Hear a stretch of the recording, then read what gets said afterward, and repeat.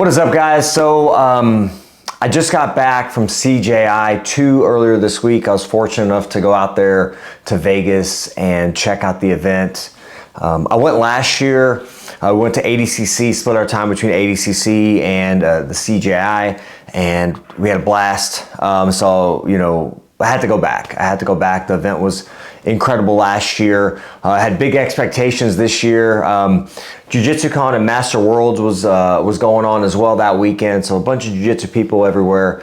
It was a cool atmosphere, cool environment, and had big expectations for CJI. So this is about a week after the event. I wanted to have some time to kind of sit back and process the experience and the trip and give my take from being at the event, looking at all the comments and the controversy that came as a result, and just give my 2 cents on it and tell you guys kind of how that experience was and what I thought of the event as a whole. Like most people, you know, with CJI 1 being such a success and exciting format, I had big expectations for CJI 2.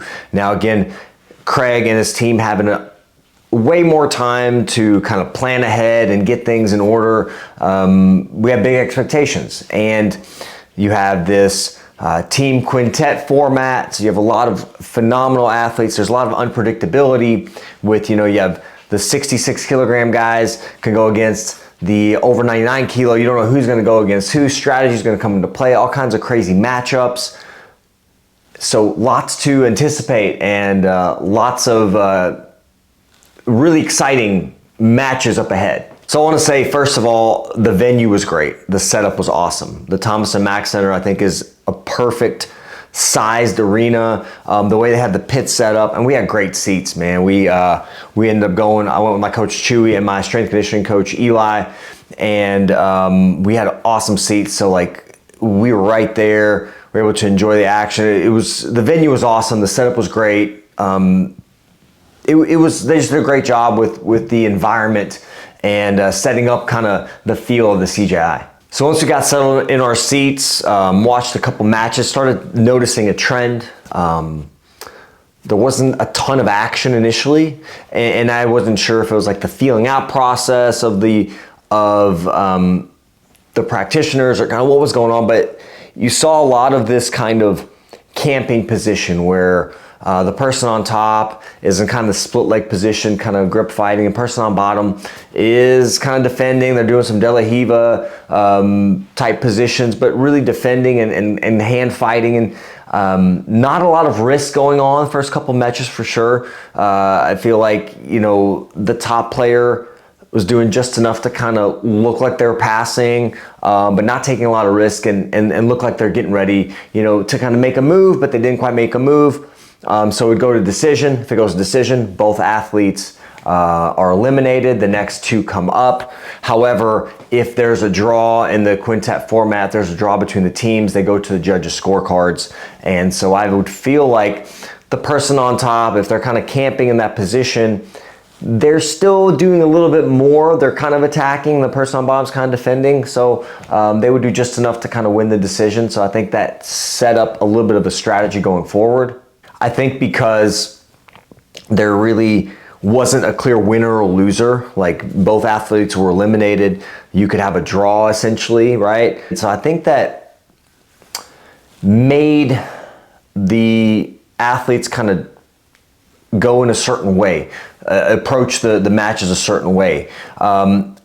Not having open scoring, so we didn't know who won the match in the judges' eyes, and you know, there being draws, and not like you know, at the end of the match there wasn't a winner or a loser. And I think that not having the threat of a loss, I think, played quite a significant role in how the athletes kind of went at the matches, you know, because like losing hurts and you don't want to lose, you don't want a loss on your record. So I think that getting in there and just kind of moving around seemed to be the strategy, and it would still get you going to the next round. It would still get you kind of the quote unquote win in the judges' eyes, but without the threat of a loss, without the open scoring, you know, the draws being there, I think it really made a slower pace. I think there were only 5 submissions total on the first day.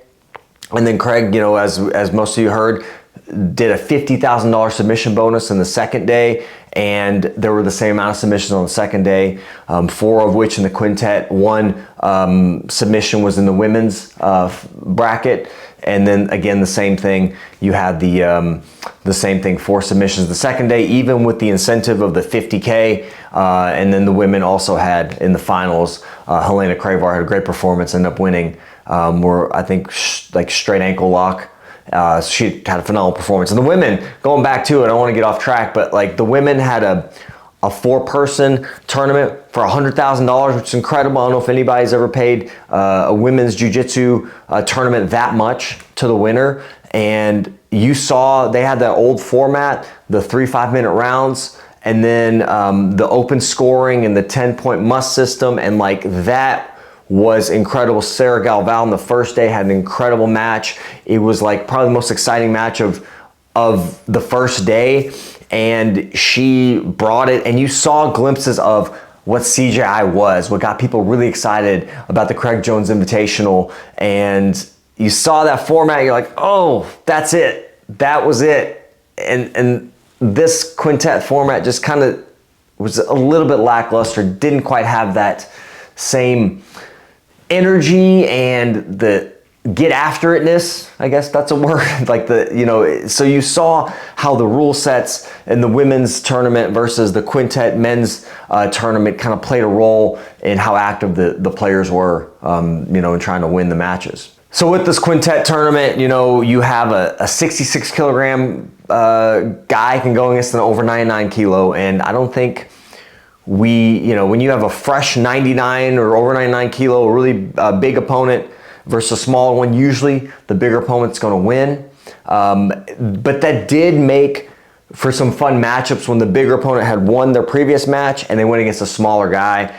You saw that a couple exciting matches. The smaller guys, Kenta was incredible going after it. He had 2 phenomenal matches. One on the first day he went after, and the second day he went against Nicky Rod and was just all over him and getting after it, and just exciting to watch. So much fun, so dynamic. Another guy that stands out is Dorian Olivares. He went against Felipe Pena. Again, Felipe was kind of tired from his first match, and Dorian just went after him. Again, it ended up a draw, but Dorian ended up definitely, in the judges' eyes, probably winning the match, going for takedowns, just moving all over him. It was so exciting to watch those smaller guys just get out there, and they went after it. Sometimes when they went against the bigger opponent, they were in survival mode, but when they had like a bigger opponent that was a little bit fatigued, they could move so much, and they were so active, and they were trying to go for the finish. Just hard to finish. The smaller guys, hard to finish when those bigger guys when they kind of shell up. So yeah, most of the submissions were a bigger grappler submitting the smaller grappler, but again, it did make for some fun matchups. I'd have to say that, but I'd love to see maybe a different format moving forward. So the controversy on day 2 is B team against Team New Wave, and there was a little bit of controversy where Team New Wave won. It went to a decision, but Team New Wave won 3 out of the 5 matches. However, they scored the last match, which was Luke Griffith against Nicky Rod. They scored a 10-8 for Nicky Rod. The way it went down, it was 47-47, and the judges said that the last match was the deciding match. That was Nicky Rod's match, so B team won. Kind of got upset about that. Didn't quite like the result, and you find out the next day that Craig actually was able to give Team New Wave $1 million as well. So he gave out $2 million to the winning teams. Also $200,000 in submission bonuses, and also gave out $100,000 to the women. Now, with all that being said, a lot of controversy came out. People were complaining, well, why didn't the women get more money? Just a lot of stuff. And I'm like, you have to kind of take this with a grain of salt. This is just kind of, in my opinion, a sophomore slump for the Craig Jones Invitational. It was a good show. Was it as great as the first one? I'd say no, but it was a good show. They did a great job. Production was was good. You know, you're like raising money for good causes. You're building gyms. You're supporting athletes. You're giving them free, like you're able to watch this incredible tournament for free on YouTube. And it's just like, man, I feel like sometimes we can be, as like the jiu-jitsu community, a little bit ungrateful for like where we're at and as to where we came from, you know, not getting paid shit. Like some of these athletes were competing for free at IBJJF, not making any money. Now you're getting, you know, $10,000, not to mention $10,000 to show up, just to show up to the event. And then, you know, a potential $1 million for your team to win. And then the women, 100,000 for 2 matches. You know, if you win 2 matches, you win 100K. I mean, like, damn, dude, we've come a long way. And I hope it's sustainable, but like also, I feel like we get a little jaded. It's like, well, why didn't this happen? And like, it's not gonna be perfect. Like, it's still a growing sport. This tournament is still growing. It's only the 2nd iteration of this thing. Craig and his team did a great job trying to create something new and different and unique. You know, I just think that it's gonna take a little bit of cleaning up and figuring out, like, I think this was an important event. The CJI 2 was really important to show what worked and what didn't, what motivated grapplers and what doesn't, how money, having 50K as a submission bonus still didn't really change anything as far as the submission rate. So I think we just have to be open to like, let's use this as a learning experience. Let's make a better event next time. Let's make a CJI 3, but don't shit all over the event and complain when like people are making tons more money than they've ever made. Like Craig did this thing to change the game essentially, and he has. Now you're like, hey, you got to start paying these athletes. Like they're worth, you know, to be paid.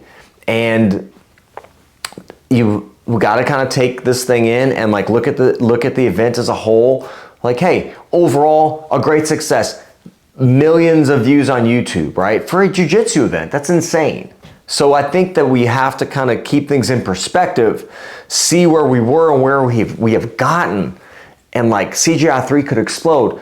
You know, it could be even bigger and better because you're going to take all these lessons of these rule sets that maybe worked, these rule sets that didn't work, and you're going to make and blend them into a phenomenal event. I think CJI 3, if there is one, it's going to be phenomenal.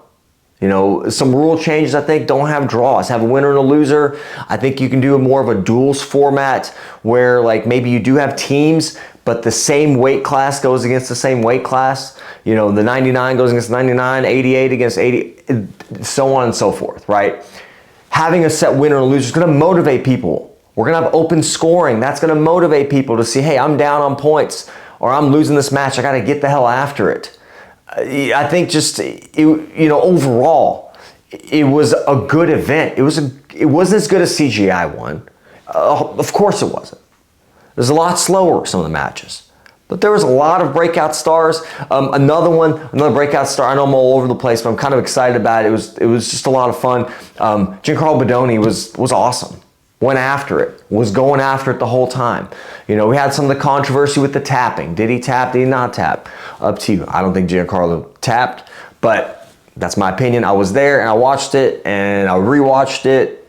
I don't think he tapped. Again, shit happens. You're at the highest level. You got to wait for the referee to stop the match. Can't just let go. That's my opinion. However, whatever you thought it was, that dude brought it. A lot of the guys came in there, the smaller dudes came in there, went after it, brought it, tried to bring the excitement.